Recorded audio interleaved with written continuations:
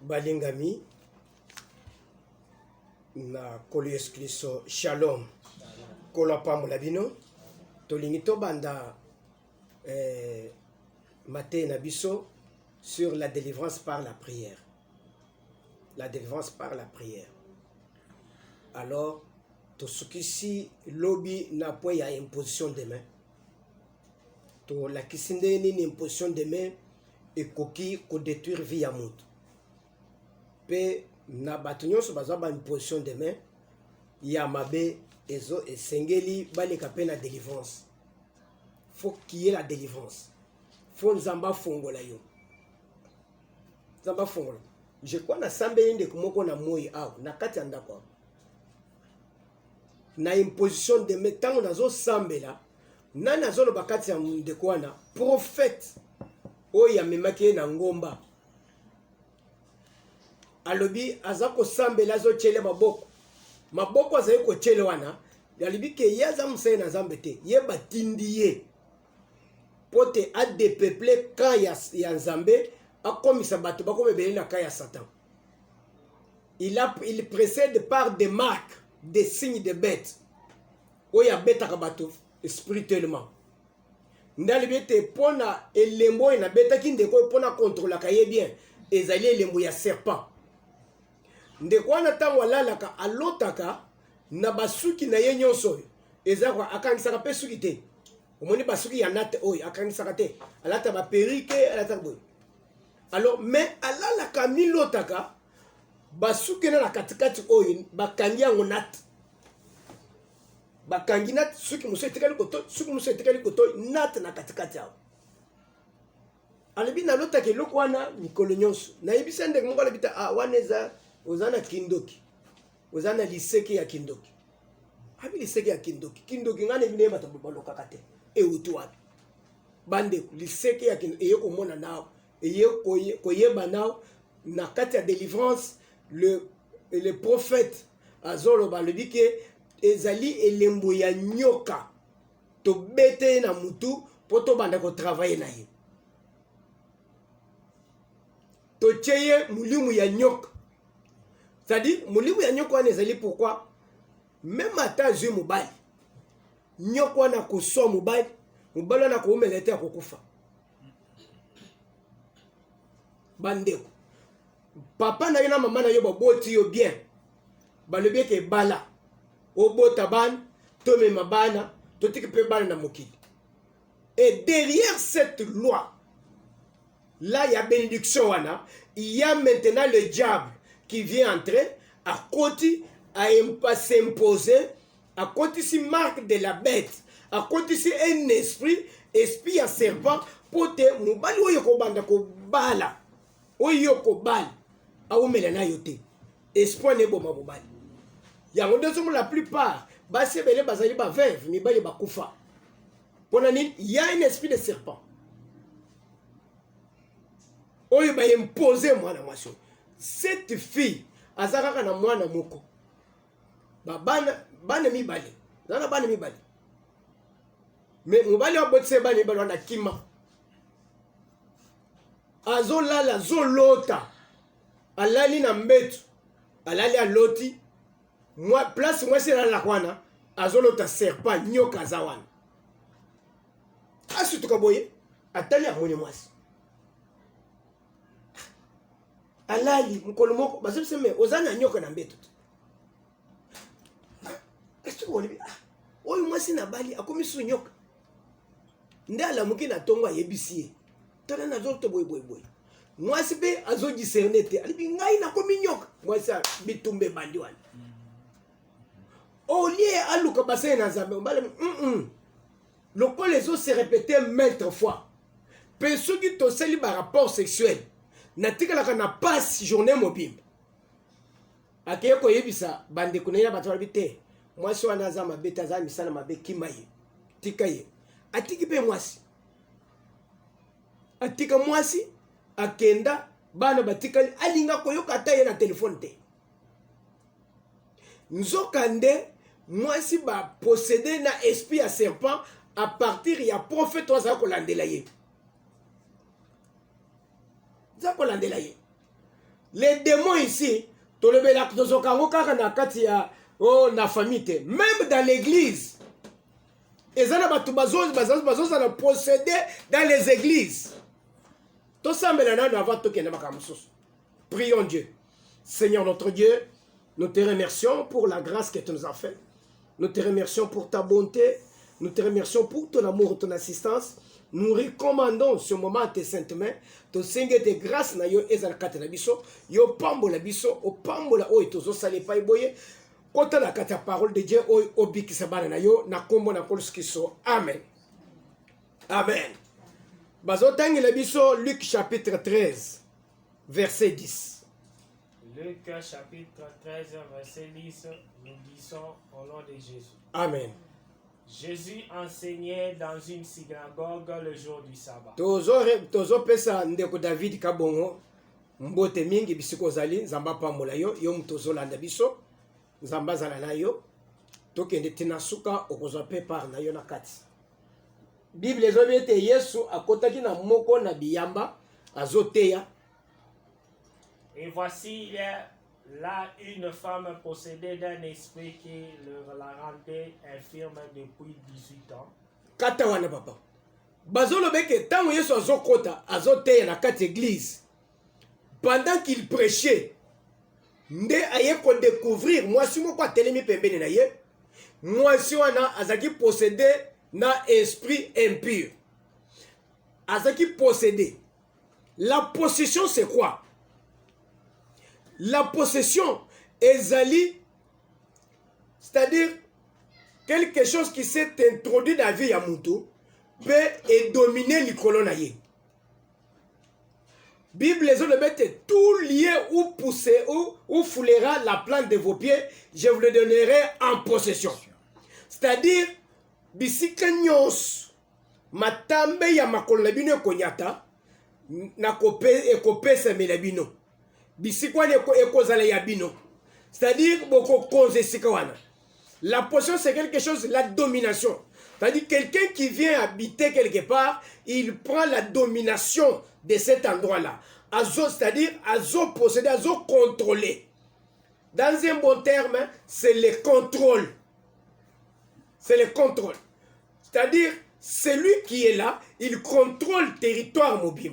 Il prend le pouvoir. Il prend le contrôle. Il y a territoire nyos. C'est ça ce qu'on appelle la possession. Il a possédé. Il a pris ça dans sa position. C'est-à-dire, et là comment il peut échapper était. C'est-à-dire, Bible les autres bêtes, cette femme était possédée d'un esprit impur. C'est-à-dire, l'esprit, c'est l'esprit impur qui possédait, qui prenait le contrôle de cette femme. Naliki toke na yo bien, on comprendre. Yesu a remarqué que mulimu mabe ndezeki ko contrôler mwasi oyo. C'est pourquoi na yebisa kabasa na zambe ke ozoteya na kati ya église. Côté ya kana distraction te. Il faut misu na yo. Misu ya okoza ozoteya batu baza posséder. Pendant que ozoteya bango baza posséder, bazali dominer na milieu mabe. Parole de Dieu est contatée. Moulima bezali ko effacer parole de Dieu. L'esprit impur est à mesure ya ko effacer parole de Dieu na mitu ya bato. Ete oyo zote ya ekote la bangote. C'est-à-dire à ça du contrôle la vie à monte. Contrôle la vie à monte. C'est ce qui fait que autrefois tozana basé na Zambé na quatre églises Maman Christine Mbomo Zamba Pambola yo bisikozali na États-Unis.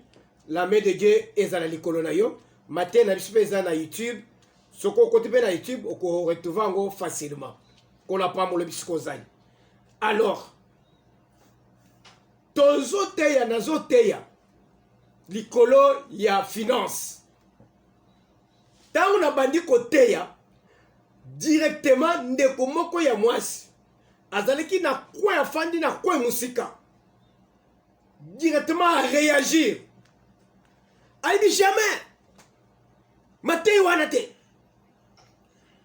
mbala moko telemi azolinga kima bi malibanda directement ba serviteur ba na zabe ba kangi tango bazozonga na ye yoka de moi zo déclaré na kati na ye bango basala alliance papa na bango basala alliance ete bakoyi kosimba mbongo te dengo zo tambola wana.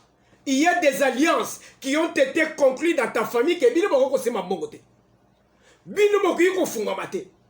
Et dans ces instants qui balebi ke bako kosimba mbongo te bakote de bino esprit de pauvreté ndeko fanda ndeko konza bino et ko posséder bino na tine te tango mbongo ko bandeko ya espoir les obenga na mbongo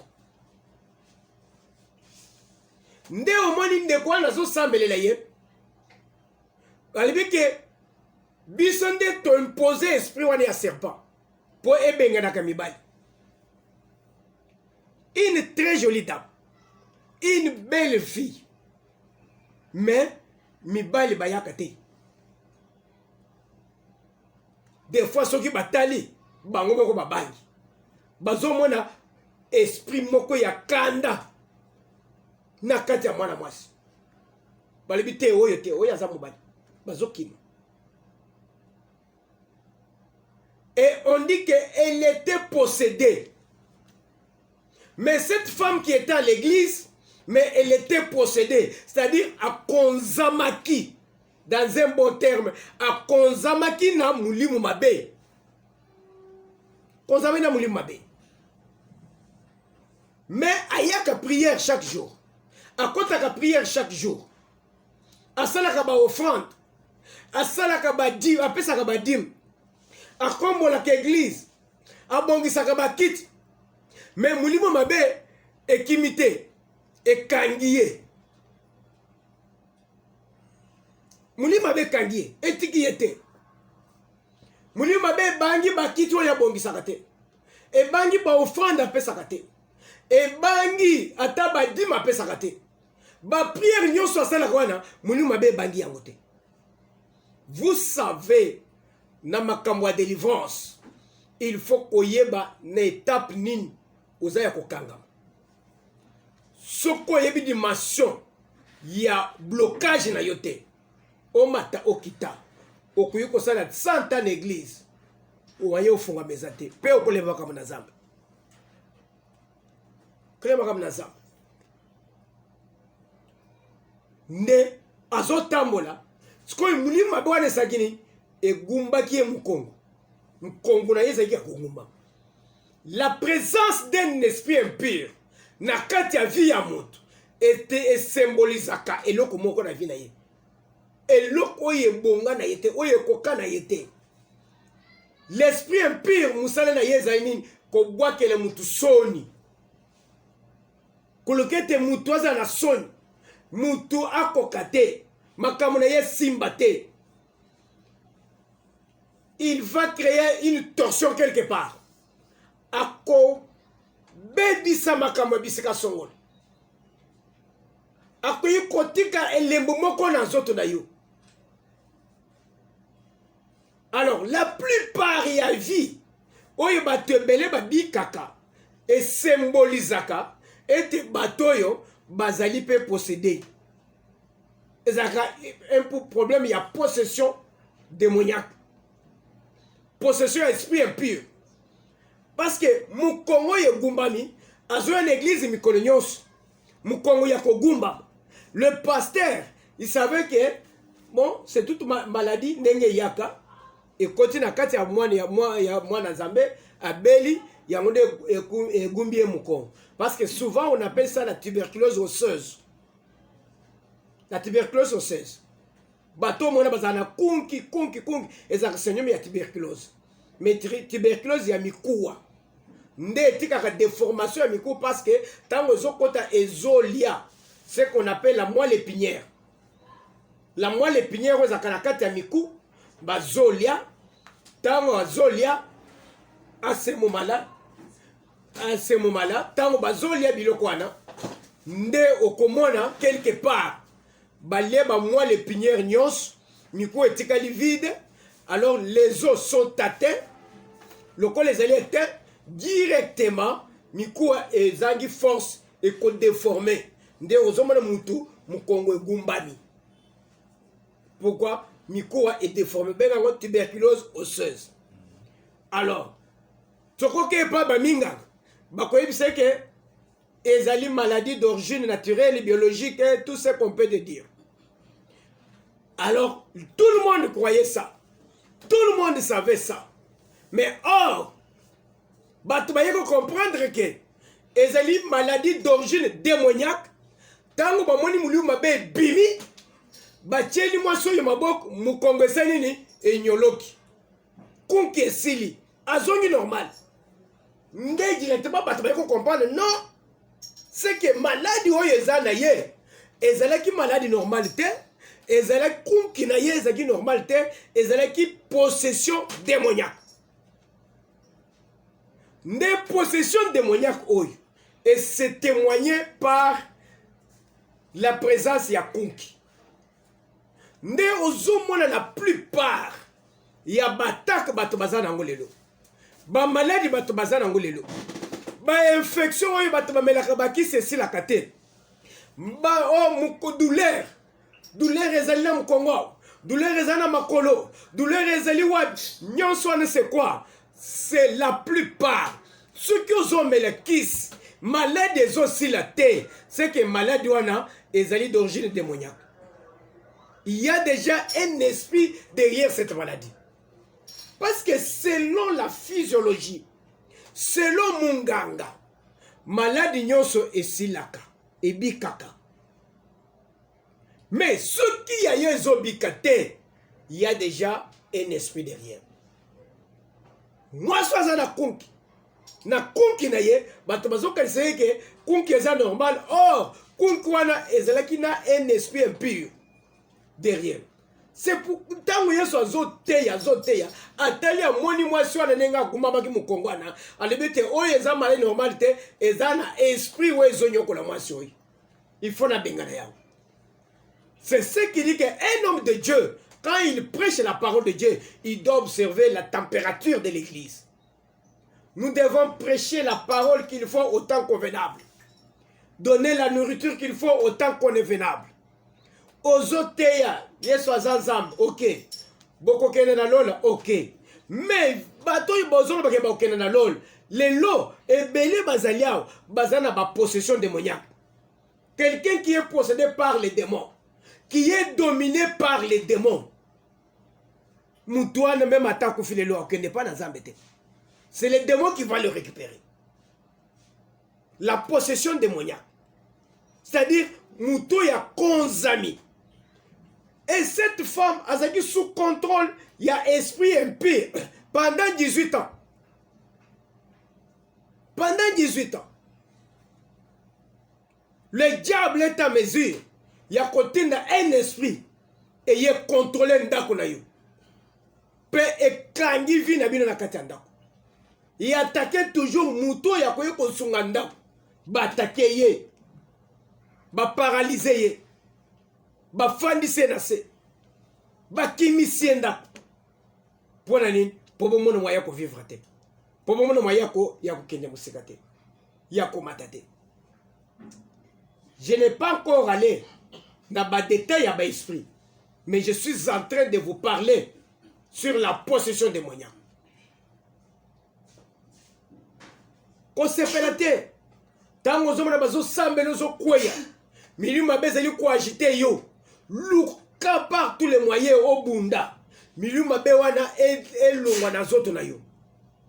Quand tu es possédé d'un esprit impur qui te fait tout le temps tomber, c'est que oza sous contrôle ya mulima bewan.